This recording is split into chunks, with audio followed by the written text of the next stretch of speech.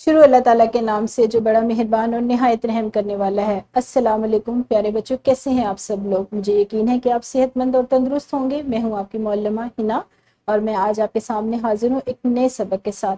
हम पढ़ रहे हैं जमात शीशम उर्दू की किताब में से उसका दरसी सबक नंबर 6। हम एक हैं और इस सबक का चौथा हिस्सा।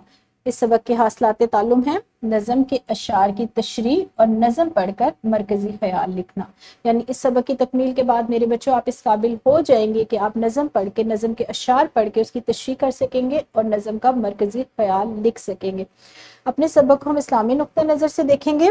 सूरह फातिहा में मुकम्मल कुरान मजीद का खुलासा बयान किया गया है और इस सूरत का मरकजी मजमून बंदे का अपने रब से ताल्लुक है।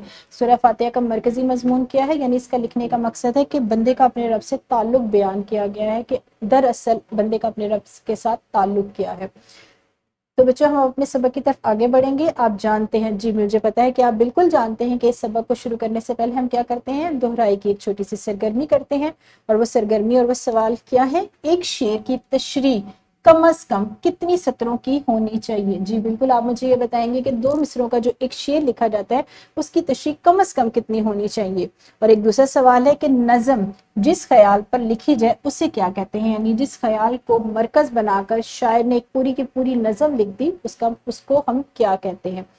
अब यहाँ पर आप वीडियो को रोकेंगे और जल्दी से इन दोनों सवालात के जवाबात सोचें और अपनी बारी आने पर अपने मौलम या मौलमा को इन सवालात के जवाबात बताइए। जी, जिस तरीके से आप मुस्कुरा रहे हैं मैं जानती हूँ कि आपने बिल्कुल ठीक ठीक जवाब दिए हैं। अब हम अपने आज के सबक की तरफ आगे बढ़ेंगे। हमारा आज का सबक है, आज हम नज़म का मरकजी ख्याल लिखना और अशार की तशरीह करना सीखेंगे। क्या करना सीखेंगे, अशार की तशरीह करना और नज़म का मरकजी ख्याल लिखना। नज़म का मरकजी ख्याल कम और बेश यानी कम अज कम और ज्यादा से ज्यादा 2.5 से 3 सतरों का होना चाहिए। वो ख्याल जिसको बुनियाद बनाकर शायर ने मुकम्मल नज़म लिखी, सिर्फ वो ख्याल लिखना मकसूद होता है। यानी आपने सिर्फ और सिर्फ उस ख्याल को, उस बात को वाज़ेह करना है जिसको बुनियाद बनाकर शायर ने पूरी नज़म लिख दी।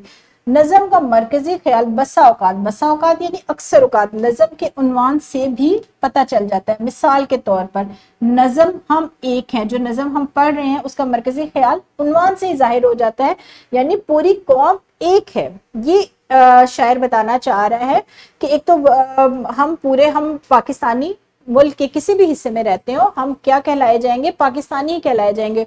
और अगर हम मुल्क से बाहर भी चले जाएंगे तो हम क्या कहलाए जाएंगे, हम पाकिस्तानी कहलाए जाएंगे। लिहाजा पूरी कौम क्या है, एक है। जी,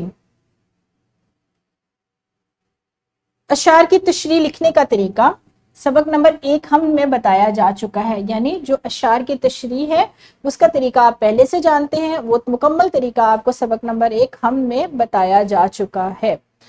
अब हम एक ग्रोही सरगर्मी करेंगे। तलबा को मौलम 4 ग्रोहों में तकसीम करेंगे और हर ग्रोह को नज़म का एक एक बंद मुख्तिस करेंगे। यानी हमारी जो नज़म है, हम एक हैं, उसके कुल बंद जो है 4 हैं।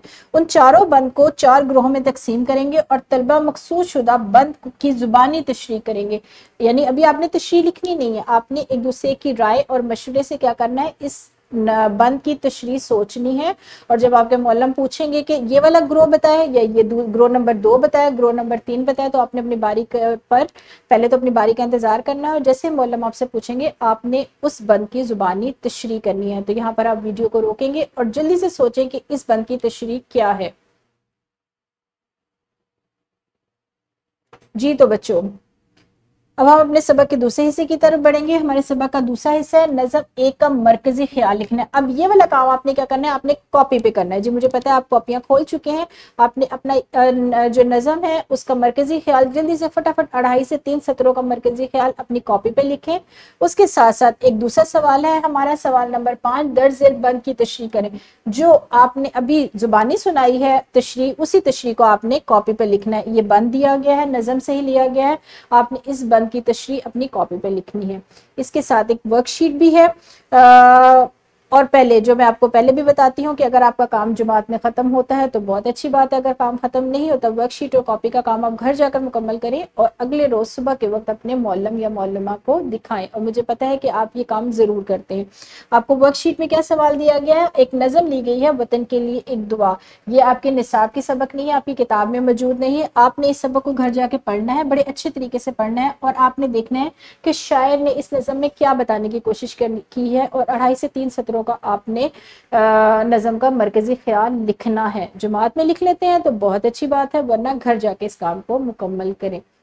جی میرے پیارے بچوں، آپ کو یہ آج کا سبق کیسا لگا؟ مجھے یقین ہے کہ پسند آیا ہوگا، اور جو دوسری نظم پڑھی ہوگی آپ نے اس سبق اس نظم کو بھی بڑے اچھے طریقے سے سمجھا ہوگا۔